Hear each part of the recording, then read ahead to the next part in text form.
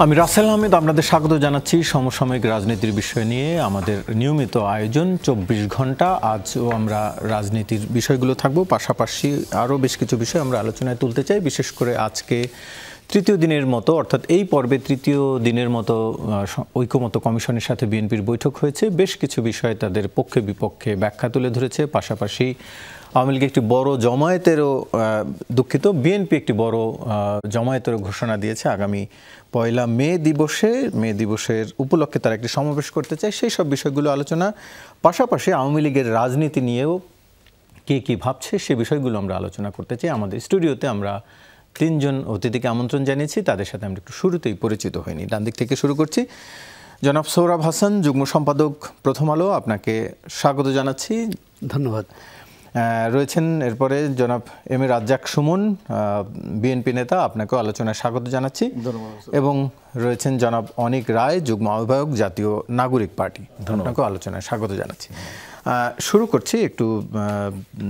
করছি জনাব অনিক রায়, একটু আপনাকে দিয়ে আমরা শুরু করছি যে আজকেও আওয়ামী লীগ নিষিদ্ধের বিষয়টি নিয়ে আলোচনা হয়েছে, যে দাবিটি আসলে আপনাদের দিক থেকে সবচেয়ে বেশি আসে, এবং শিক্ষার্থীদের সাথে আইন উপদেষ্টার কথা হয়েছে এবং আইন উপদেষ্টা সেখানে বেশ কিছু বিষয় জানিয়েছেন। তার মতামতটা যদি শিক্ষার্থীদের ভাষায়, যেটি তারা বাইরে এসে বলেছেন গণমাধ্যমে, সেটি যদি বলি, তিনি বলেছেন যে এই মুহূর্তে এটা নিয়ে কিছু বলতে চাই না, বিচারিক প্রক্রিয়ার উপর ছেড়ে দিয়েছি, বাংলাদেশের মানুষের মতামতের উপর ছেড়ে দিয়েছি। জাতীয় ঐকমত্য কমিশনের সঙ্গে রাজনৈতিক দলগুলোর আলাপে যদি সব দল মিলে প্রস্তাব করে যে আওয়ামী লীগ নিষিদ্ধ করা হোক, সে অনুযায়ী পরে ব্যবস্থা নেওয়া যাবে। একটু আপনার কাছে জানতে চাওয়া যে উনি যে কথাগুলো বলেছেন সাধারণ মানুষের উপরে ছেড়ে দিয়েছেন, এটি তো আসলেও তাই, সাধারণ মানুষেরই তো বিবেচনার বিষয়, আসলে শুধুমাত্র এনসিপির একার তো বিবেচনার বিষয় নয়, তাই নয় কি? তো শ্রদ্ধেয় যে আমার সহ আলোচকরা রয়েছেন এবং যারা আমার কথা শুনছেন, সবাইকে আমার পার্টির পক্ষ থেকে শুভেচ্ছা জানাই। প্রথমত বিষয় হলো যে আসলে গণ অভ্যুত্থানের আজকে ৮ মাস পরে আমাদের এই বিষয়ে কথা বলার কথা ছিল না। মানে Awami League is a gone case, Awami লীগের এই বিষয়টা এতক্ষণে সলভ হয়ে যাওয়ার কথা ছিল, কিন্তু আমরা কোথায় জানি একটা কি জানি মিসিং, মানে কেন জানি এটা হয় না। আপনি দেখবেন যে এই যে আইন উপদেষ্টা যে কথাটি বললেন যে জাতীয় রাজনৈতিক দলগুলোর মধ্যে যদি ঐক্যমত হয়, আমি যদি ভুল করে না থাকি, বিএনপির শীর্ষস্থানীয় নেতা সালাউদ্দিন ভাই, উনিও বেশ কয়েকবার বলেছেন আওয়ামী লীগকে নিষিদ্ধ করতে হবে। ভুল করে না থাকলে এনি ভাই মনে হয় কালকেও কোন একটি প্রোগ্রামে বলেছেন আওয়ামী লীগকে নিষিদ্ধ করতে হবে। এনি ভাই শেখ হাসিনার বিচার চেয়েছেন, শেখ হাসিনার বিচার হয়েছে, আমি বলছি না আওয়ামী লীগ নিষিদ্ধের পয়েন্টটাতে বলছি আর কি। তো এবং আমরাও কিন্তু একই কথা বলছি, আমরা বলছি এটাকে খুবই একটা সহজ বিষয়। যে দেখুন, জুলাই গণ অভ্যুত্থানে বা জুলাই আগস্টে যে আন্দোলন, সেই আন্দোলনে আওয়ামী লীগ যে গণহত্যাটা করতে নেমেছিল, এটা কিন্তু তার রাজনৈতিক সিদ্ধান্ত ছিল। আপনি দেখবেন একবার ওয়ার্ড পর্যায়ে যে আওয়ামী লীগের নেতা, তিনিও কিন্তু নেমেছিলেন। যেমন মনে করেন, আমি যদি আমার কথা বলি, আমি থাকি খিলগাঁয়ে গোরান বাজারে, আমাদের কাউন্সিলর ছিলেন আনিসুজ্জামান, আনিস সামথিং তার নাম ছিল, তিনিও কিন্তু মানুষ মারতে নেমেছেন। আমার বাসার গলির সামনেই তিনি শিক্ষার্থীরা গ্রাফিটি করছিল, তার লোকজন এসে সেখানে হামলা করেছে, পরে এলাকাবাসী সেটা রুখে দেয়। ফলে আপনি দেখেন যে পুরো আওয়ামী লীগ একটা সংগঠন হিসেবে কিন্তু এই সিদ্ধান্তটা নিয়ে এই ঘটনাটি ঘটাতে নেমেছিল, এমন কিন্তু না যেটা ১-২ জন বা ৩ জনের প্ল্যান। আওয়ামী লীগ পুরো সংগঠন, আপনি সারা বাংলাদেশে দেখবেন প্রত্যেকটা জায়গায় আওয়ামী লীগের লোকজন রাস্তায় ছিল শিক্ষার্থীদের মারার জন্য। আমরা তাদের হাতে ধারালো অস্ত্র থেকে শুরু করে বন্দুক থেকে শুরু করে নানান কিছু তাদের হাতে ছিল, যেটা দিয়ে তারা মানুষ হত্যা করছিল। ফলে এই আলোচনাটা কেন এত দীর্ঘায়িত হলো, কেন ৮ মাস লাগলো? দেখবেন আমরা কিন্তু খুবই সিম্পলি পলিটিক্যালি কারেক্ট থাকার জন্য বারবার বলছি যে যতদিন না কমসে কম বিচার প্রক্রিয়া শেষ হচ্ছে, ততদিন পর্যন্ত আওয়ামী লীগের নিবন্ধনটা বাতিল রাখুন। যদি বিচারের মাধ্যমে, আমরা একটি নির্বাহী আদেশের মাধ্যমে আওয়ামী লীগের নিষিদ্ধতা চাই না, কারণ আমরা দেখেছি এইসব নির্বাহী আদেশের মানে যে ক্রেডিবিলিটি, সেটি একটি কাগজ পর্যন্তই।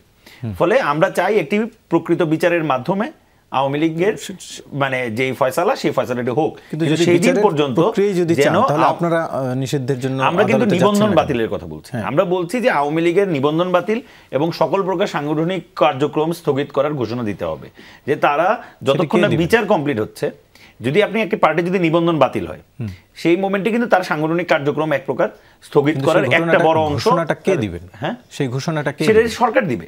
মানে আপনি যদি নিবন্ধন বাতিলের যদি কথা বলি, আমরা নিবন্ধন বাতিলের কথা বলছি, কারণ নিবন্ধন বাতিল হবে, বিচার প্রক্রিয়া চলমান হবে, বিচারের পরে যেই রায় হবে সেই রায় অনুযায়ী আপনার সিদ্ধান্ত নেওয়া হবে, পার্মানেন্ট সিদ্ধান্ত। কিন্তু এই মোমেন্টে কেন এখনো আওয়ামী লীগের যে নিবন্ধন, সেই নিবন্ধন বাতিল হলো না, সেটা তো আমাদেরও প্রশ্ন। দেখা যাচ্ছে আজকে গণঅভ্যুত্থানের 8 মাস পরে বিভিন্ন এলাকায় আওয়ামী লীগ মিছিল করছে। এবং সপ্তাহে দেখেন, আমরা কিন্তু রিকনসিলেশনের লাইন বলেছিলাম, শুরু থেকে কিন্তু আমরা রিকনসিলেশনের কথা বলছি, কিন্তু আপনি এখন পর্যন্ত আওয়ামী লীগের কোনো নেতার আলোচনায় বা ফেসবুকে তাদের পোস্টে কোনো জায়গায় তাদের যে দায় নেওয়া, যে ঠিক আছে আমরা একটা ভুল করছি, জাতির কাছে অনুতপ্ত হওয়া, সেরকম কোনো ন্যূনতম হদিশ কি পাওয়া গেছে? এই শেখ হাসিনা বক্তব্য দিতে আসলেন, কিন্তু আমরা কি লক্ষ্য করলাম? সেই বক্তব্য তো সেই পুরাতন উদ্ধত্ত, আমার এই, আমার সেই, আমার কি অপরাধ, মানে এই একই রকমের কথা। ফলে আমি যে একটি পার্টিকে রিকনসিলেশনের মধ্যে আনবো, সেটা তো সম্ভব না, কারণ রিকনসিলেশনের তো প্রথম শর্ত তাকে মানতে হবে তার অপরাধ। আওয়ামী লীগ কি তার অপরাধ মানতে রাজি হয়েছে? হয় নাই। তাহলে কিসের জন্য তাদের নিবন্ধন বাতিল হচ্ছে না, বা কিসের জন্য আমাদের আজকেও আওয়ামী লীগ নিয়ে কথা বলতে হচ্ছে? আওয়ামী লীগ নিয়ে তো আমাদের কথা বলার কথা ছিল না। আপনারা বিচারিক প্রক্রিয়ার কথা বলছেন, এনসিপির পক্ষ থেকে কিংবা শিক্ষার্থীদের পক্ষ থেকে বৈষম্যের যে কোনো একটি ব্যানারে কেন আদালতে এই বিষয়ে কোনো আবেদন জানানো হচ্ছে না? প্রথমত বিষয় হলো, এটা তো এককভাবে আমাদের মানে বিষয় না, আমরা চাইলেই কালকে করতে পারি। আমরা যে বলছি, আমি প্রথমে বলছি যে আইন উপদেষ্টাকে বাঁচানোর জন্য যদি আপনারা দায়িত্ব নিয়ে সেই কাজ আন্দোলন করতে পারেন, না, আপনি দেখেন আপনার কথার মধ্যে, আইন উপদেষ্টার কথার মধ্যে কিন্তু এটা ফাঁক আছে। বাংলাদেশে কোন রাজনৈতিক দলটা এই মোমেন্টে আওয়ামী লীগের নিষিদ্ধের জন্য রাজি না? তিনি যে বলছেন ঐক্যমত কমিশনের জানাইতে হবে, মানে আমি কিন্তু আমার বক্তব্য শুরু করলাম এখান থেকে। মানে বিএনপির লিডারশিপ, টপ লিডারশিপ কিন্তু এই বিষয়ে কমেন্ট করছে, আমাদের টপ লিডারশিপ এই বিষয়ে কমেন্ট করছে, আরও বিভিন্ন পার্টির যদি লিডারশিপে দেখেন তাদেরও কমেন্ট কাছাকাছি একই রকম। তাহলে আমাদের আইন উপদেষ্টা কোন ঐক্যমতের জন্য বসে রয়েছেন? জি, বুঝতে পারছি। একটু সৌরভের কাছে আসতে চাই। সৌরভ ভাই, যেটি বলছিলেন অনেকরা যে আওয়ামী লীগ গণ কেস, আমি একটু আপনার কাছে জানতে চাই, আমরা ঢাকা, নারায়ণগঞ্জ সহ বিভিন্ন স্থানে ইদানিং আওয়ামী লীগের ঝটিকা মিছিল দেখতে পাচ্ছি, এবং তাদের নেতারা যারা দেশের বাইরে রয়েছেন তারা কর্মীদেরকে জুম মিটিং সহ বিভিন্ন মাধ্যমে প্রায় বলে থাকেন যে তারা শীঘ্রই ফিরে আসছেন এবং তারা সীমান্তের কাছাকাছি অবস্থান করছেন। নেতাকর্মীরাও এ নিয়ে উদ্বুদ্ধ রয়েছে। একটু আপনার কাছে জানতে চাইছি যে এই যে ঝটিকা মিছিল, এটি আসলে কি বার্তা দেয়? এনসিপির যে দাবি, সেটি কি ম্লান হয়ে যাচ্ছে? আওয়ামী লীগ কি খুব শীঘ্রই ফিরে আসছে, বা তাদের রাজনীতি আবার খুব শীঘ্রই শুরু হতে যাচ্ছে? আপনাকে ধন্যবাদ এবং আমার সহ আলোচকদের শুভেচ্ছা। আওয়ামী লীগের রাজনীতি, আওয়ামী লীগ তো গণ অভ্যুত্থানের মধ্য দিয়ে তারা তাদের নেতৃত্ব দেশ ছাড়া, নেতাকর্মীরা মাঠ ছাড়া, এবং আওয়ামী লীগ পরিত্যক্ত রাজনৈতিক দল হিসাবে বা রাজনীতিক হিসাবে তারা গণ অভ্যুত্থানের মধ্য দিয়ে মানুষ রায় দিয়েছে। এখন তারপর সেই আওয়ামী লীগকে নিয়ে, মানে প্রতিদিনই আওয়ামী লীগকে নিয়ে মানে তার কেউ নিষিদ্ধ করার দাবি, কেউ সংশোধনের দাবি, কেউ বিচার না হলে বিচার না হওয়ার আগে নির্বাচন নয়, অর্থাৎ আওয়ামী লীগ কি একটা জুজুর ভয়ে কাজ করছে। এটি শুধু এনসিপি না, মানে একটা আমাদের রাজনৈতিক মনস্তত্ত্বে এই বিষয়টি আমি মনে করি যে এটা কি, এটা ভয় থেকে অথবা আক্রোশ থেকে অথবা মানে নিজেদের যে কোনো একটা দোদুল্যমান অবস্থা থেকে কিনা এই যে কর্মসূচি দিয়েছে, ঝটিকা মিছিল, এগুলো কত মিছিল হয়, এটাকে খুব গুরুত্ব দেওয়ার কিছু আছে বলে মনে করি না। আওয়ামী লীগের সঙ্গে রাজনৈতিক বোঝাপড়াটা কিভাবে হবে, চ্যালেঞ্জ আওয়ামী লীগকে কীভাবে মোকাবেলা করবে, সেটা রাজনৈতিক নেতৃত্ব ঠিক করবে। আবার সরকার সব কিছু অন্তর্বর্তী সরকারের উপর দায়িত্ব চাপানো, তার মানে রাজনৈতিক দলগুলো কিন্তু দায়িত্ব এড়ানোর কথা বলছে, অর্থাৎ বিএনপি হোক, এনসিপি হোক বা অন্য দল হোক, তারা এই দায়িত্ব নিতে চাচ্ছেন। রাজনীতি তো জনগণের জন্যে, তো জনগণ দ্বারা প্রত্যাখ্যাত হওয়ার চেয়ে তো বড় কী বলে বিষয় আর নেই। তা আমি মনে করি রাজনৈতিকভাবে আওয়ামী লীগকে মোকাবেলা করা, পরাস্ত করা, যে আওয়ামী লীগ রাজনৈতিকভাবে পরাস্ত হয়েছে তাকে মোকাবেলা তো এত কঠিন হওয়ার কথা না। কিন্তু আমরা প্রতিদিনই আওয়ামী লীগ যখন ক্ষমতায় ছিল তখন আওয়ামী লীগ নেতারা প্রতিদিনই বিএনপি এবং বিশেষ করে জামাত শিবিরকে টিকে রেখেছিল আওয়ামী লীগ নেতৃত্ব। প্রতিদিনে সবার সমাবেশ, এমনকি বিএনপির তারা বক্তৃতা শুরু করতেন বিএনপি দিয়ে, শেষ করতেন বিএনপি দিয়ে। আমি মনে করি এটা এক ধরনের বোধহয় কী বলে ঠিক স্বাভাবিক না, কারণ নিজ নিজ দলের কর্মসূচি যাবে এবং সেখানে যারা গণহত্যার সঙ্গে জড়িত, যারা দুর্নীতির সাথে জড়িত, যারা অর্থ পাচার করেছে তাদের বিচারের দাবি। তাতেই তো আওয়ামী লীগ এসে যাবে।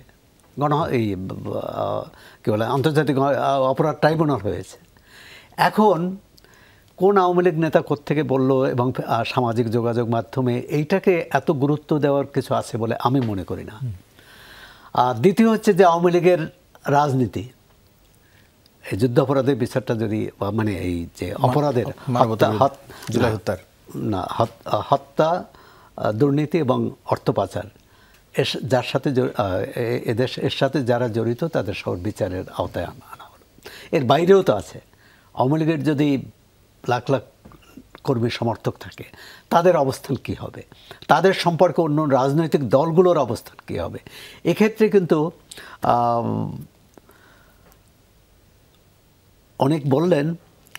অনেকরা বললেন কিন্তু তারপর তাদের মধ্যেও কিন্তু যেটা বিএনপি বা অন্য দল সম্পর্কে যে অভিযোগ করা হয় তাদের মধ্যেও কিন্তু এই সবরুদ্ধিতা আছে। একজন নেতা তো এনসিপির একজন নেতা বলছেন যে যারা হত্যার সাথে জড়িত না, যারা দুর্নীতির সাথে করেনি তাদেরকে আমরা কি করে রাজনীতির বাইরে রাখি। এমনকি বিভিন্ন জায়গায় এখন এটি মাঠ পর্যায়ে যারা কাজ করেন তারা বলতে পারবেন, বিএনপি অভিযোগ করে এনসিপির বিরুদ্ধে যে এনসিপি আওয়ামী লীগকে পুনর্বাসিত করছে। এনসিপি অভিযোগ করে বিএনপি পুনর্বাসিত করেছে। তাহলে তার আওয়ামী লীগকে পুনর্বাসনের অন্য কোনো মাধ্যম দরকার নেই। সুতরাং আসলে আগে নিজেদের পরিষ্কার হতে হবে। আমি একটু সাপ্লিমেন্ট একটি বিষয় এই প্রসঙ্গে, যেহেতু আওয়ামী লীগের রাজনীতির প্রসঙ্গে আপনি বললেন, আওয়ামী লীগের যেহেতু একটি ভোটার একটি বড় দুই দলের মধ্যেই তো আসলে ভোট ভাগাভাগিটা বেশি ছিল, আওয়ামী লীগের এক ধরনের সমর্থক রয়েছে। হয়তো আওয়ামী লীগের এই অপশাসন দুঃশাসনের সবাই নিশ্চয়ই সমর্থকও নয়, বা এটিও তো সত্যি। যেই ভোটার রয়েছে, নীরব ভোটার, তাদের ভোট টানার জন্য নতুন কোনো রাজনৈতিক প্ল্যাটফর্ম কি তৈরি হয়েছে, বা পুরনো রাজনৈতিক দলগুলো কি সেই ভোটারদেরকে টানার মতো কোনো নতুন আদর্শ শুরু করেছে? বাংলাদেশের রাজনৈতিক যে অভিজ্ঞতা বা যে রাজনৈতিক গতিবিধি আমরা কিন্তু সবসময় এটা দেখেছি, বরং এবারে কিন্তু সেটা কম। ৭৫-এর পর দেখেছি অনেক বহু আওয়ামী লীগ নেতা কর্মী মন্ত্রী বিএনপিতে যোগ দিয়েছে। আবার ৮২-এর পর বহু বিএনপি নেতা কর্মী মন্ত্রী এরশাদের সঙ্গে যোগ দিয়েছে। সুতরাং এই যে রাজনৈতিক দল বদল, আদর্শ বদল, আদর্শটা কতটা অন্তরের আর কতটা বহিরঙ্গের এটি কিন্তু বিচার্য। আরেকটি যেটা আওয়ামী লীগের রাজনীতি, আওয়ামী লীগ জাতীয়তাবাদের কথা বলে এবং সেটা বাঙালি না বা বাংলাদেশে সেই বিতর্ক পড়ে, কিন্তু জাতীয়তাবাদ তো একটা রাষ্ট্রের বা একটা জাতিগোষ্ঠীর একটা চেতনা। তো এই চেতনা থেকে আমরা বাইরে যাব সেটা যে নামেই বলি। আওয়ামী লীগ ধরে গণতন্ত্র তারা পালন করেনি, কিন্তু গণতন্ত্র তো এই রাষ্ট্রের মূল শক্তি। আওয়ামী লীগ সাম্প্রদায়িকতার বিরুদ্ধে কথা বলছে। এখন এটাকে আমরা বলবো যে এটা যেহেতু আওয়ামী লীগ বলছে এটাকে পরিত্যাগ করতে হবে। এখন আওয়ামী লীগ ধর্মনিরপেক্ষতার কথা বলছে, কিন্তু ধর্মনিরপেক্ষতা না থাকার যে বিপদ সেটা তো আমরা ৫ আগস্টের পর দেখেছি। আওয়ামী লীগ অন্যায় করেছে, কিন্তু এদেশের লাখ লাখ সংখ্যালঘু, ধর্মীয় সংখ্যালঘু, জাতিগত সংখ্যালঘুরা তো অন্যায় করেনি, কিন্তু তারা যে নিগৃহীত হয়েছে সেটা রাজনৈতিক কারণে হোক আর অন্য যে কোনো কারণে হোক, তারা সংখ্যালঘু বলেই নিগৃহীত হয়েছে। আর একটা প্রশ্ন আসে যে সংখ্যালঘুরা কেন আওয়ামী লীগের উপর ভর করে? অন্য কোনো দল তাদের টেনে নেয় না বলেই, তাদেরকে আপন মনে করে না বলেই। এটাই হচ্ছে বাংলাদেশের গত ৫০ বছরের রাজনীতির তিক্ত বাস্তবতা।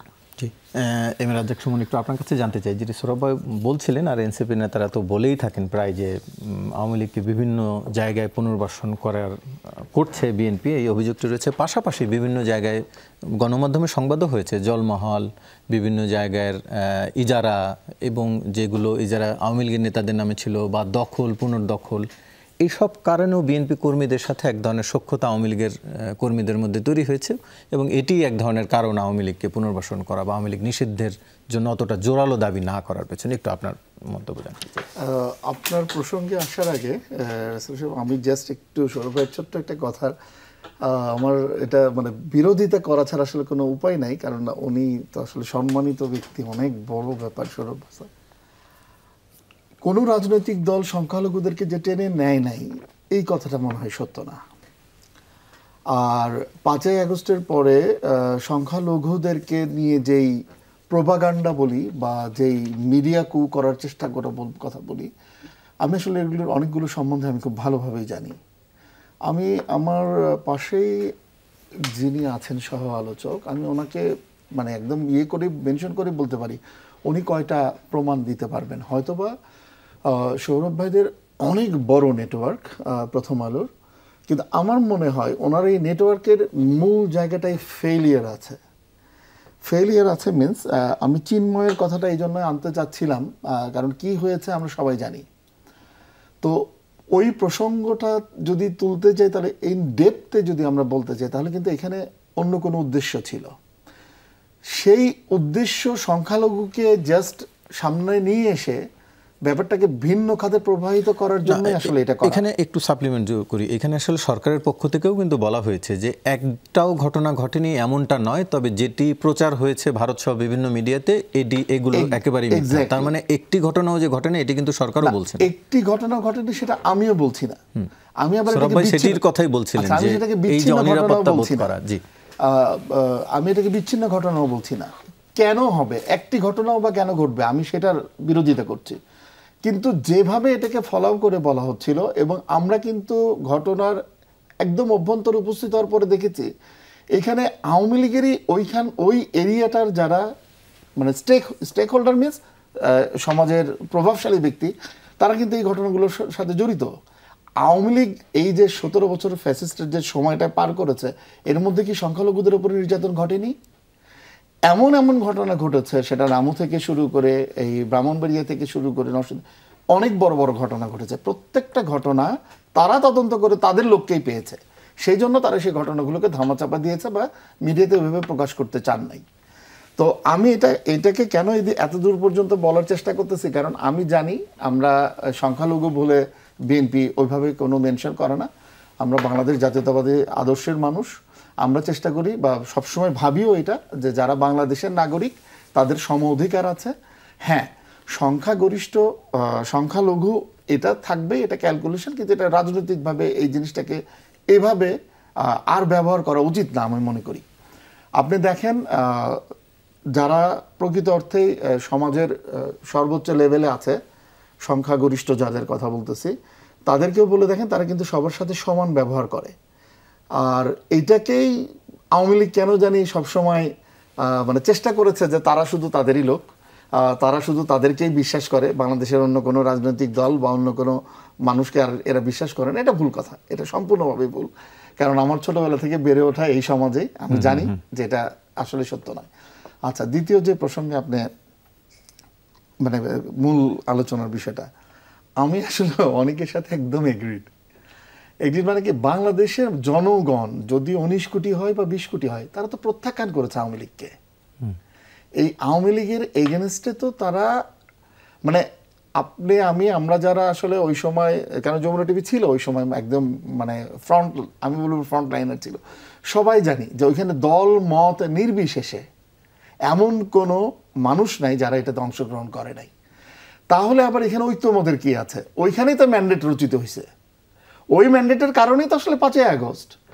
একটা এত বড় রেভুলেশনের ম্যান্ডেট যাওয়ার পরে আবার নতুন করে কেন এটা নিয়ে কথা হয়? আসলে হয়ে গেছে কি, ওই যে সৌরভ বললেন যে দায়িত্বটা কে নিবে, তো দায়িত্বটা আসলে সবাইকে আবারও নিতে হবে। আর আমরা বিএনপি বা আমাদের বিএনপির দলীয় যেটা, আমরা কিন্তু এখনো বলতেছি না যে আমাদের কাজ শেষ হয়ে গেছে। আমরা কিন্তু দীর্ঘ 16.5 বছর মাঠে ছিলাম, আমরা এখনো মাঠে আছি। আর আমরা দেখতে পাচ্ছি আমাদের ভবিষ্যতে আসলে মাঠেই থাকতে হবে। হ্যাঁ, এটা রাজনীতির জন্য ভালো, মানে রাজনীতিবিদদের জন্য ভালো বলবো আমি। আর আপনি যে দখল থেকে শুরু করে যেগুলির কথা বললেন, যেহেতু ঈদ ছিল সামনে, আমরা যার যার নির্বাচনী এলাকায় ছিলাম। হ্যাঁ, অভিযোগ আমার কাছে এসছে আমার এলাকায়, অভিযোগ কেন আসবে না? ব্যাপারটা এখন এমন হয়ে গেছে যে ধরেন আওয়ামী লীগের সুবিধাভোগী যারা ছিল সেই লোকগুলো কোনো না কোনোভাবে বিএনপি নাম দেওয়ার চেষ্টা করে কিছু কাজ করছে। আর আমাদের দলের স্বাভাবিক, বিএনপি অনেক বড় একটা রাজনৈতিক দল, যারা প্রিভিয়াস রাজনীতির সাথে জড়িত ছিল, দীর্ঘ 17 বছর হয়তো অ্যাক্টিভ রাজনীতিতে ছিলেন না, তারাও কেন 5ই আগস্টের পরে অনেক বড় মানে বড় বিএনপি হিসাবে আবির্ভূত হয়েছে। এখন তাদেরকে হয়তোবা আমরা এই মুহূর্তে অনেক ধরনের প্রাতিষ্ঠানিক কিন্তু পানিশমেন্ট হচ্ছে আমাদের দলে। কিন্তু দল বড়, দলের সমর্থক বা নেতাকর্মীরা অনেক বেশি সংখ্যায়, সেই জন্য হয়তো বা এখনো জিনিসটা আপনাদের কাছে দৃশ্যমান হচ্ছে না, তবে অনেকটাই কন্ট্রোলে চলে এসছে বলে আমি মনে করি। জি, আবার একটি বিরতি নিয়ে আসি, এরপর আবারও আমরা আলোচনায় ফিরবো। বিশেষ করে আজকে বিএনপির সাথে যে ঐক্যমত্য কমিশনের বৈঠক হয়েছে, সেখানে বেশ কিছু মতামত এসেছে, সেটি নিয়ে একটু জানতে চাইবো। তার আগে একটি বিরতি নিয়ে আসি। দর্শক, ফিরছি, সঙ্গেই থাকুন। আবারও স্বাগত, দেখছেন 24 ঘন্টা আলোচনায় ফিরতে চাই। এম রাজ্জাক সুমন, একটু আপনাকে দিয়েই আলোচনা শুরু করছি এই পর্বে। যেটি বলছিলাম বিরতির আগে, যে আজকের আলোচনায় বিএনপির পক্ষ থেকে যে মতামত দেওয়া আছে, আপিল বিভাগের জ্যেষ্ঠ বিচারপতিদের মধ্যে থেকে প্রধান বিচারপতি নিয়োগের পক্ষে।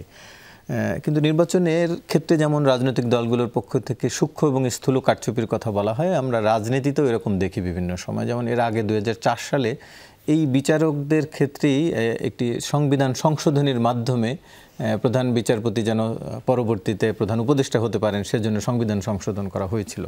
এই যে সূক্ষ্ম রাজনীতির কৌশল, এরকম যে ভবিষ্যতে আবার হবে না, তার আসলে কোনো গ্যারান্টি আছে কিনা বা নিশ্চয়তা বিএনপি এখন দিচ্ছে কিনা?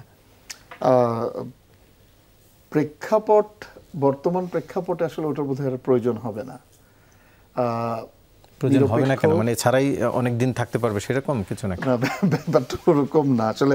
এখন যে কোনো কিছুর মানে কথার ভেতরের কথাগুলো তো আসলে বলা সম্ভব না।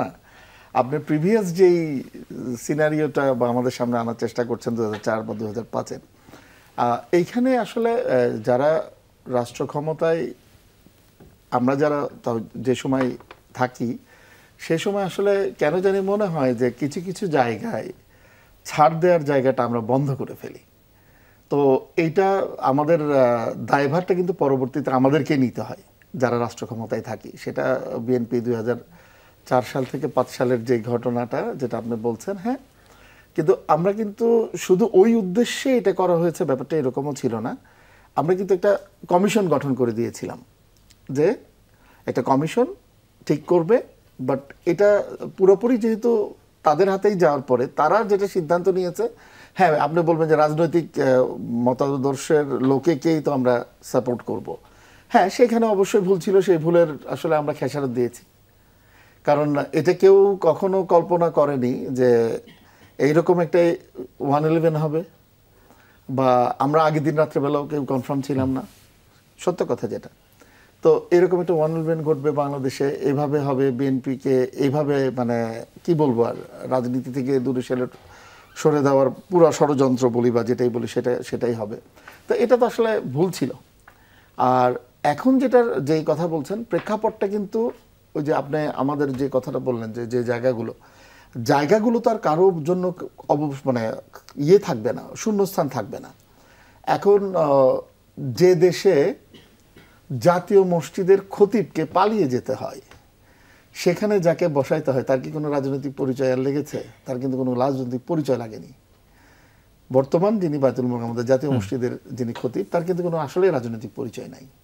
তো শূন্যস্থানটা পূরণ হয়েছে কিন্তু ভালো একটা মানুষকে দিয়ে হয়েছে, যার সম্বন্ধে কোনো বিতর্ক নেই, যার সম্বন্ধে কোনো রাজনৈতিক প্রোপাগান্ডা বা কোনো কিছুই নেই, বা উনি কাউকেই সার্ভ করেন না, কোনো দলকে সার্ভ করেন না। তো সেরকম কিছু লোককে অবশ্যই এখন বিচারিক আদালতের দায়িত্বে দেওয়া হবে, নির্বাচন কমিশন নির্ধারণ করবে, প্লাস আপনি যেটা বললেন আর কি, তো কমিশনই তো করছে, এবং কমিশনে তো এখন বিএনপির লোক আসলে নাই। আসলে কি আছে? আসলেই তো নাই, বিএনপির লোক তো নাই ওখানে।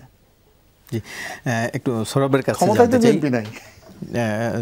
নিশ্চয়ই নাই, কিন্তু আবার আপনারা নিশ্চয়ই সামনের দিকে আসার মানে চলে আসবেন এমনটা জোরালোভাবে আপনারা আশা করছেন।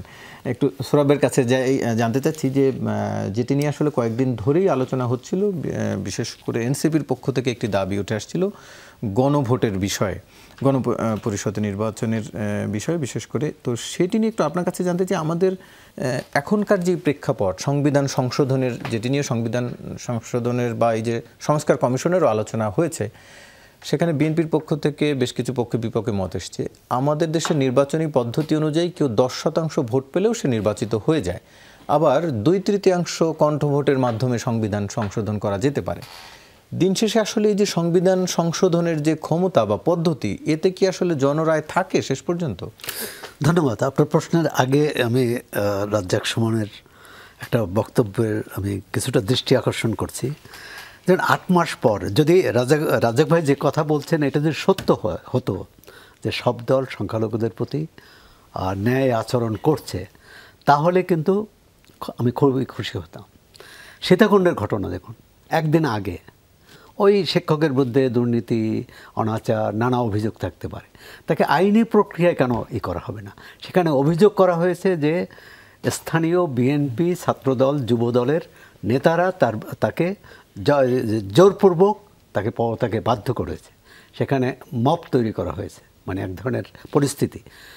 আমি আশা করব রাজ্জাক ভাই তার দলের সেই স্থানীয় নেতাকর্মীদের পুরো ঘটনাটা মানে তদন্ত করে দেখবেন এবং কেন এই ঘটনাটা ঘটলো। একজন শিক্ষক, তার বিরুদ্ধে শিক্ষা মন্ত্রণালয় আছে, স্থানীয় প্রশাসন আছে, তারা ব্যবস্থা নেবে। তাদের কাছে ধর্ণা দিলে সেখানে দেবে যে ইউএনও অফিস আমি ছাড়বো না, আমাদের এই দাবি, এটা ন্যায্য দাবি, অন্যায় হয়েছে, সেই অন্যায় প্রতিকার না হওয়া পর্যন্ত। সেটা হতো গণতন্ত্র, সেটা হচ্ছে আইনের শাসন। আর এটা হচ্ছে তো আইন নিজের হাতে তুলে নেওয়া। আরেকটি কথা বলি, আওয়ামী লীগ তো মাঠ ছাড়া। আমরা তারপর যারা এই আন্দোলনে নেতৃত্ব দিয়েছে তারা একসঙ্গে চলতে অভ্যস্ত কিনা? কুয়েটে এখন অনশন করছে তারা। আমি তো এই কারণে নির্বাচন কবে হবে এটা তো একটা তারিখ হবেই, হ্যাঁ, প্রধান উপদেষ্টা বলছেন। কুয়েটের সমস্যার সমাধান কী হবে? এজন্য তার ফ্যাসিবাদ দায়ী না, তো এজন্য কারা দায়ী? এখানে অনেকটাই আছেন। সেখানে একটা ছাত্র সংগঠন লিফলেট বিলি করতেছে, সেজন্য লঙ্কা কাণ্ড হলো। এবং আজকে পর্যন্ত এই যে 2 মাস ধরে শিক্ষা প্রতিষ্ঠানটি বন্ধ, একটা বিশ্ববিদ্যালয়, মানে এই দায় কে দেবে? প্রথমত অন্তর্বর্তী সরকার কোনো ব্যবস্থা নেয়নি, সরকার দায়ী। কিন্তু এই যে কুয়েটে যে যারা বৈষম্য বিরোধী ছাত্র এবং ছাত্র দল, তারা জাতির কাছে কি জবাব দেবে? এখন আসি আপনার প্রশ্নে, এটা আশা করি অনেকটা বলবেন। প্রথমত হচ্ছে এর সমাধানটা হওয়া উচিত। আজকে সব জায়গায় তো সমস্যা। এই যে পলিটেকনিক ছাত্ররা, কৃষিবিদ শিক্ষার্থীরা আন্দোলন করছে, সরকারের কোনো মাথা ব্যথা নেই কোনো ব্যাপারে। কেন শিক্ষা উপদেষ্টা সেখানে যাবেন না? কেন তাদের সাথে কথা বলবেন না? একজন অতিরিক্ত সচিবের সঙ্গে বৈঠক করেছেন, এটি কি কোনো দায়িত্বশীল সরকারের আচরণ হলো? আচ্ছা, দ্বিতীয় হচ্ছে যে কোনটা আপনার প্রশ্ন? গণভোটের যে পদ্ধতি বা সংবিধান সংশোধনের যে পদ্ধতি। বলবো যে বিএনপি তো সুবিধাজনক অবস্থায় আছে, তার যেহেতু জনসমর্থন আছে। এনসিপি কিন্তু প্রথম থেকে অনেকগুলো দাবি করেছিল এবং তারা কিছুটা ছাড়ও দিয়েছে। এমনকি মানে প্রকাশ্যে না বললেও আমার ধারণা যে জাতীয় সংসদ নির্বাচনের ব্যাপারেও তাদের এক ধরনের কি বলে মানে মেনে নেবে যদি না থাকে, যদি গণপরিষদ না হয়। অ্যান্ড গণভোটের ব্যাপারটা কিন্তু প্রথম খুব জোরে সোরে আলোচিত হয়েছিল, আরও 2-1টি দল কিন্তু গণভোট বলেছে। এখন আমাদের দেশে গণভোটের অভিজ্ঞতা কিন্তু খুব ভালো নয়। প্রথমত 2 সামরিক শাসক গণভোট করেছে প্রথম, আর তৃতীয় যে গণভোটটা হয়েছে সেটা একেবারেই নিয়ম রক্ষার গণভোট। জাতীয় সংসদে সরকার ব্যবস্থা পরিবর্তন, তখন তো গণভোটের ব্যবস্থা ছিল যে বিএনপি আমলেই খালেদা জিয়া যখন প্রথমবার প্রধানমন্ত্রী, তখন রাষ্ট্রপতি শাসিত সরকার থেকে সংসদীয় পদ্ধতির সরকার প্রতিষ্ঠা করা হয়। এবং তখন ছিল যে কোনো সংবিধান পরিবর্তনের ক্ষেত্রে, নীতিগত পরিবর্তনের ক্ষেত্রে গণভোট দরকার হবে। গণভোট হয়েছে এবং সেখানে খুব বেশি হলে, এখানে সুমন না জানলেও রাজ্জাক ভাই নিশ্চয়ই জানেন, 15-20 পর্যন্ত 15-20% ভোটার পড়েছে। এখন আপনি যদি কীভাবে করবেন যে এই গণভোট আমার পক্ষে বা বিপক্ষে, এটি একটি প্রশ্ন। আর হচ্ছে যে কোনো কাজে করতে হবে, আবার কুয়েটের উদাহরণ দেই, একসঙ্গে মানে বসেই ফয়সালা করতে হবে। আপনি গণভোটের ব্যাপারে একমত হতে হবে, হয় বিএনপিকে রাজি করাতে হবে অথবা বিএনপি এনসিপিকে রাজি করাবে। মানে অধিকাংশ দল যে ফর্মুলা চায়, যে সমাধান সূত্র চায়, সেভাবেই সংস্কার হওয়া উচিত এবং নির্বাচনের তারিখ নির্ধারিত হওয়া উচিত। কিন্তু এটা নিয়ে আমি গত কয়েকদিনে দেখলাম যে জাতীয় ঐকমত্য কমিশন বেশ তৎপর, বেশ আলোচনায় গতি আসছে। বিএনপির সঙ্গে 3 দফা আলোচনা করেছে। এখন অন্য দলের সাথে করে না, এটা অন্যেরা অবশ্য অভিযোগও করতে পারে যে আমাদের কেন অবহেলা করা হচ্ছে। আমি জানি না, কিন্তু একটা সমাধানে আসবে বলে আমি ধারণা করি। জি, অনেকটা একটু আপনার কাছে জানতে চাই, যেটি গণপরিষদ বা গণভোট প্রসঙ্গে গতকালও আপনাদের নেতারা কথা কথা বলেছেন এই প্রসঙ্গে, সেটি নিয়ে একটু আপনার কাছে জানতে চাই যে এর আগেও আপনারা জুলাই প্রক্লেমেশনের দাবি জানিয়েছিলেন বেশ জোরে সোরে, এবং সেটি সরকারের আশ্বাস ছিল, পরে সেটি হয়নি। এখন আপনারা গণপরিষদ বা গণভোটের কথা বলছেন, সেটিও কতটা হবে সেটি এখন পর্যন্ত মনে হচ্ছে হবে না। মানে এটি কি আসলে এক ধরনের আপনাদের আস্তে আস্তে চাপ দেওয়ার ক্ষমতা কমে যাচ্ছে? মানে যেহেতু আপনারা একটা আওয়ামী লীগ সরকারকে হটিয়ে দিতে পেরেছেন আপনাদের নেতৃত্বে, কিন্তু সেই আপনারাই এখন দাবি আদায় করতে পারছেন না, জনগণের কাছ থেকে আপনারা একটু দূরে সরে যাচ্ছেন কিনা আপনাদের? প্রথমত বিষয় হলো আমরা জনগণের কাছ থেকে দূরে সরার বিষয়টা না, বিষয়টা হলো আমরা শুরু থেকেই একেবারে 5ই আগস্টের পর থেকে আপনি লক্ষ্য করবেন যে প্রত্যেকটা জায়গায় একটা মানুষজনের মধ্যে যতগুলো রাজনৈতিক দল আছে তার মধ্যে একটা ঐক্যমত গড়ে তোলার আমরা সর্বোচ্চ চেষ্টা করেছি। যেমন মনে করেন জুলাই প্রোক্লেমেশন নিয়ে যখন আমরা মুভ করি তখনই কিন্তু আসলে জুলাই চার্টারের আলাপটা সবাই এসে সহমত হয় যে ঠিক আছে আমরা সবাই মিলে এটা জুলাই চার্টার রেডি করব, যেটা এই আন্দোলনের ভিত্তি হবে, এবং সেটা তৈরি হবে ঐক্যমত কমিশনের মিটিংয়ের পরে, যে আমরা কোন কোন জায়গায় একমত প্রত্যেকটা রাজনৈতিক দল এখানে কমিটমেন্ট জানাবে। ফলে আমরা আসলে ছাড় না, যেটা সৌরভ ভাইও বলেছেন, মেনশন করেছেন, যে আমরা বারবার চাই যেন একটা ঐক্যমতের ভিত্তিতে এই সংস্কারগুলো ঠিক করা হয়। এক, দ্বিতীয়ত বিষয় হলো আমরা যে গণভোটের কথা বলছি, আমরা গণভোটের কোন কথাটা বলছি, আমরা কি দেখেছি যে এই যে ভোটের পার্সেন্টেজ যদি আপনি চিন্তা করেন, আমরা তখন অনেক ছোট, কিন্তু 2009-এর যে নির্বাচন, সেই নির্বাচনে আমরা যদি ভোটের পার্সেন্টেজের হিসাব হয়, বিএনপি কিন্তু খুব একটা পিছিয়ে ছিল না, মেবি 2-3% আসলে মাত্র পিছিয়ে ছিল, কিন্তু আপনি দেখবেন যে আবার একটু বেশি, কিন্তু আসনের ডিফারেন্স কিন্তু বিশাল। ফলে আওয়ামী লীগ কিন্তু 2/3 মেজরিটি নিয়ে সংসদে যায় নাই টেকনিক্যালি আসনে ভোটের হিসাবে, কিন্তু সে গিয়ে কিন্তু তার মতো করে সংবিধান পরিবর্তন করা শুরু করে দিচ্ছে। তো আমরা কি এরকম একটা রাজনৈতিক দলের হাতে বাংলাদেশের সংবিধান মানে এইভাবে ছেড়ে দিব যে আপনি কোনোভাবে যদি 300 আসনের মধ্যে 200 আসন আপনার হয়ে যায়, আপনি পরের দিন সকালবেলা যা ইচ্ছা তা সংবিধানের মধ্যে চেঞ্জ করে ফেলতে পারবেন, আপনার কোনো জবাবদিহিতা নেই, কারণ আপনি তো পার্লামেন্টে মেজরিটি 2/3 মেজরিটি ওভারহেলমিং মেজরিটি নিয়ে আসছেন। তো সেই জায়গায় আমরা বলছিলাম যে সংবিধান যদি কাউকে পরিবর্তন করতে হয়, সংবিধানে যদি কোনো প্রকার পরিবর্তন, পরিমার্জন, সংশোধন বা বিয়োজন করতে হয়, তাহলে সেটা একটা গণভোটের মাধ্যমে করতে হবে, মানে জনগণের রায়টা জাজ করে নিতে হবে। একমত। বিএনপি চাচ্ছে এটাই সংসদ গঠিত হওয়ার পরে, আপনারা চাচ্ছেন আগে।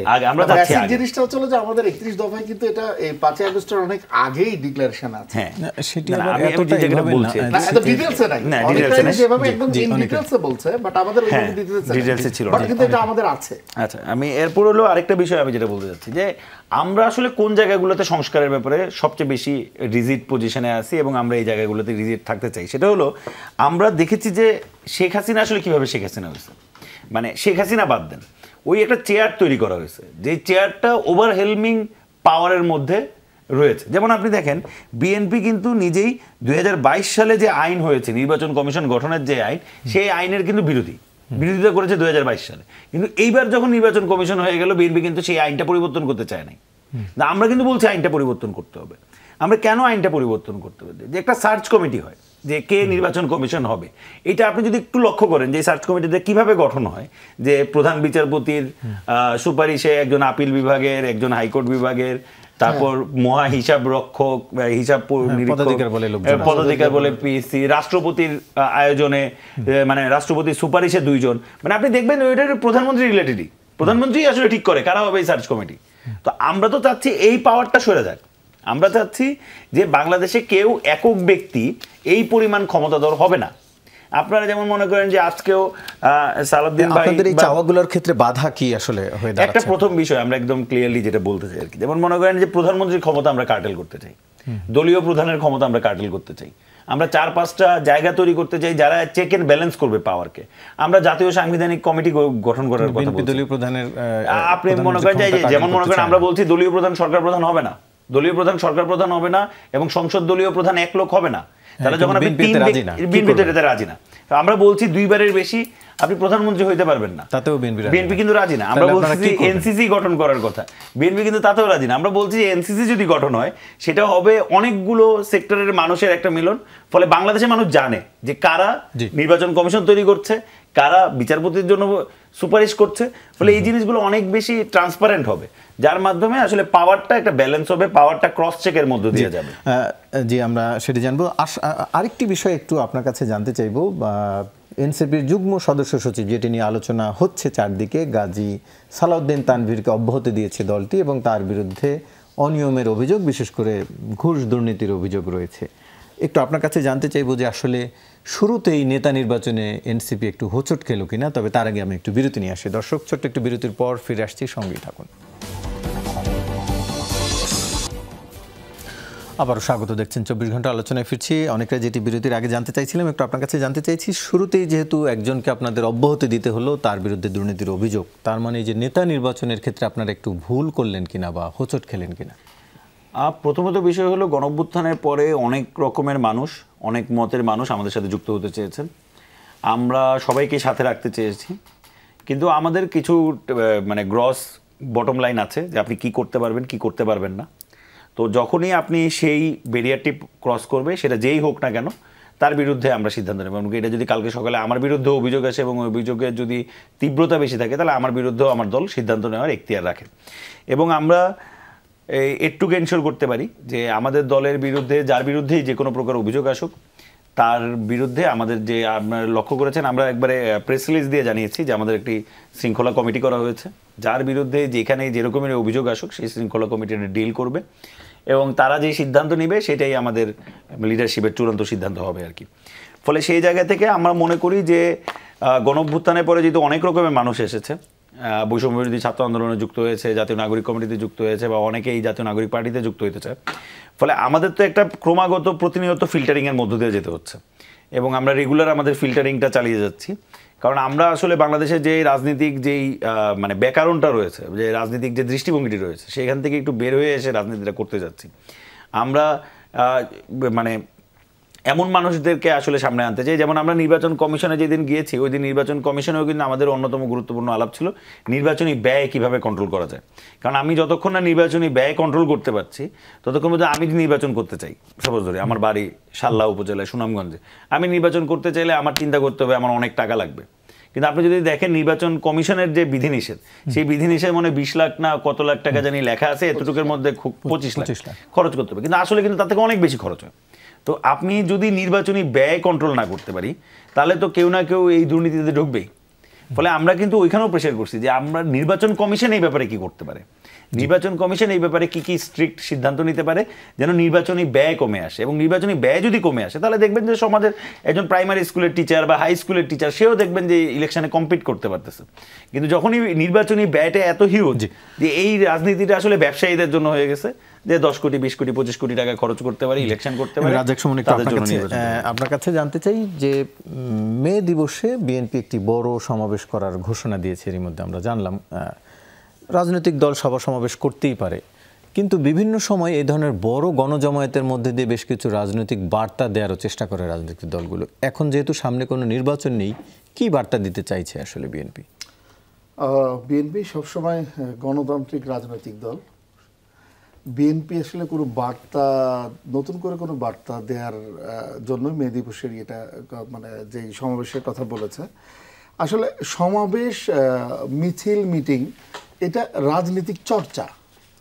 আমরা কেন জানি যে কোনো আসলে 17 বছর এত ব্লেম আমরা শুনেছি, আমাদের যে কোনো রাজনৈতিক কর্মসূচিকে যেভাবে প্রশ্নবিদ্ধ করার চেষ্টা গত 17 বছর করা হয়েছে, এখনও কিছুটা ওই প্রবণতা রয়ে গেছে। তো রাজনৈতিক দলকে যদি রাজনৈতিক সমাবেশ করতে না দেন, তাহলে তার বক্তব্যগুলো তার রাজনৈতিক কর্মীদেরকে যদি চেয়ার আপ বা তাদেরকে যদি ওয়ার্ম আপে না রাখেন আপনি, তখন আবার বলবেন যে তাদের কোনো কর্মকাণ্ডই নাই।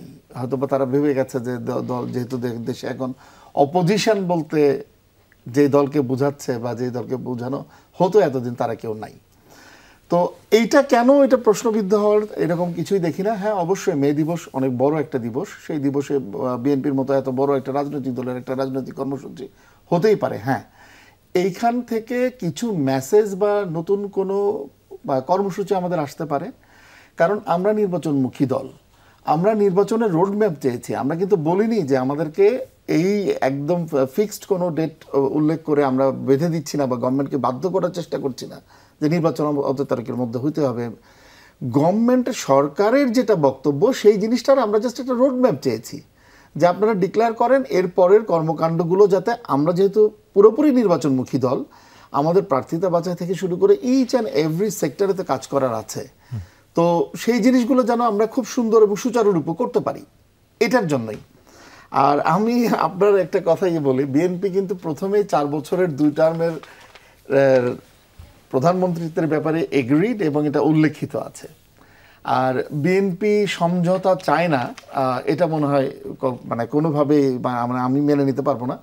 বিএনপি চাচ্ছে, বিএনপি ক্ষমতার ভারসাম্য করার চেষ্টা করছে। বিএনপির ম্যানিফেস্টো একদম ক্লিয়ারলি আছে যে প্রেসিডেন্টের যেই বর্তমানের যেই ক্ষমতা সেটা এবং প্রধানমন্ত্রীর ক্ষমতার মধ্যে ব্যালেন্স করা হোক, এবং সেটা নিয়ে বিএনপির সরাসরি কিছু দিক নির্দেশনা আছে। ব্যালেন্স করা হোক, কিন্তু তারা প্রধানমন্ত্রীর ক্ষমতা কমাতে চায় না, রাষ্ট্রপতিকে কিছু কিছু ক্ষমতা দিতে চায়, এটি আমি এখন পর্যন্ত যতটুকু জেনেছি। আচ্ছা, সেটা হলেও তো কিছুটা ক্ষমতার ভারসাম্য তৈরি হয়। হ্যাঁ, কিন্তু প্রধানমন্ত্রীর ক্ষমতা কমাতে রাজি নন।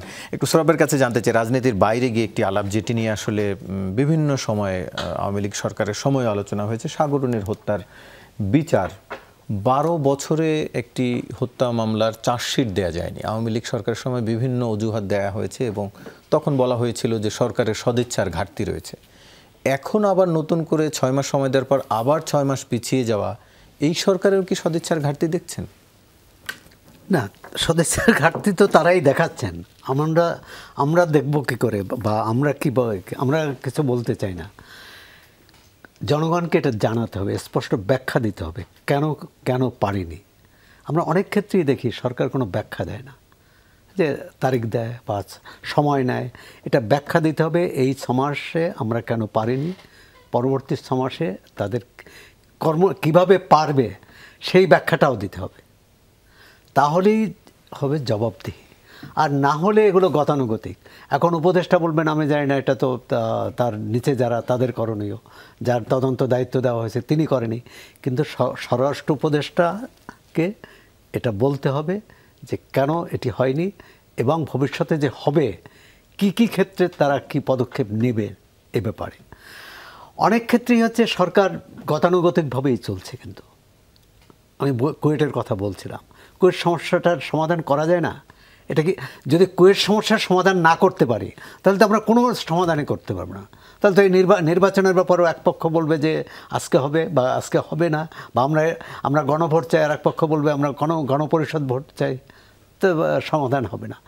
সরকারকে ঠিক করতে হবে যে সমাধান করতে হবে, না হলে সরকার রাজনৈতিক দলগুলোর প্রতি বার্তা দেয় যে তাদের সমর্থন নিয়েই তো এই সরকার এসেছে, তারা যদি এই গোলমাল করতেই থাকে তাহলে সরকারকে বার্তা দেখ যে আমরা নেই, বা একটা কিছু বলতে হবে। আর দ্বিতীয় হচ্ছে যে সরকারের সঙ্গে রাজনৈতিক দলগুলোর যে অনাস্থার একটা পরিবেশ তৈরি হয়েছে, এটা সত্য। এটি কিভাবে দূর করা যায়? হ্যাঁ, ঐকমত্য কমিশন বৈঠক ডাকছে, 3 দিনে বিএনপির সঙ্গে 3 বার বৈঠক ডেকেছে, আমি ভালো, এই যে গতি এসেছে। আমরা আশা করি যে এ মাসের মধ্যে বা মে মাসের মধ্যে এ ব্যাপারে একটা চূড়ান্ত সিদ্ধান্ত হবে। এবং অনেক যেটা বলছিলেন যে জুলাই ঘোষণাপত্রের মধ্য দিয়ে একটা হতে পারে। আরেকটি বিষয় হচ্ছে যে সরকার যে বিএনপি যে কর্মসূচি নিয়েছে, বিএনপি কর্মসূচির মধ্যে এমন একটা সময় নিয়েছে যে এবং 1 মে যেহেতু সামনে, সুতরাং তারা এর মধ্যে তাদের একটা রাজনৈতিক শক্তি দেখাতে চায়, সরকারকে দেখাতে চায়, জনগণকে দেখাতে চায় যে জনগণ তাদের সঙ্গে আছে, এটি বোঝাতে চায় অন্য দলকেও। অন্য দলও কর্মসূচি নেবে, কিন্তু একই সঙ্গে বিএনপির কাছে আমাদের দাবি থাকবে এই যে শ্রম সংস্কার কমিশন যে সুপারিশ দিয়েছে, এ ব্যাপারে বিএনপির স্পষ্ট বক্তব্য কী। যেমন একটা চমৎকার কথা বলেছে, এই যে শ্রমিকদের যে কারখানায় যেভাবে অপমান করা হয়, যেভাবে অসম্মান করা হয়, যেভাবে ব্যবহার করা হয়, সেটা বদলাতে হবে। তাদের ন্যূনতম যে অধিকার সেটি নিশ্চিত করতে হবে, এবং মানে একটা জাতীয় মজুরি কমিশনের কথা বলছে, ন্যূনতম মজুরি, সে ব্যাপারেও বিএনপির আমরা অঙ্গীকার জানতে চাই। অবশ্যই আপনাদের 3 জনকে ধন্যবাদ জানাচ্ছি। আজকের আলোচনা শেষ করতে হচ্ছে। দর্শক, এই ছিল আমাদের আজকের 24 ঘন্টার আয়োজন। এতক্ষণ সাথে থাকার জন্য ধন্যবাদ সবাইকে।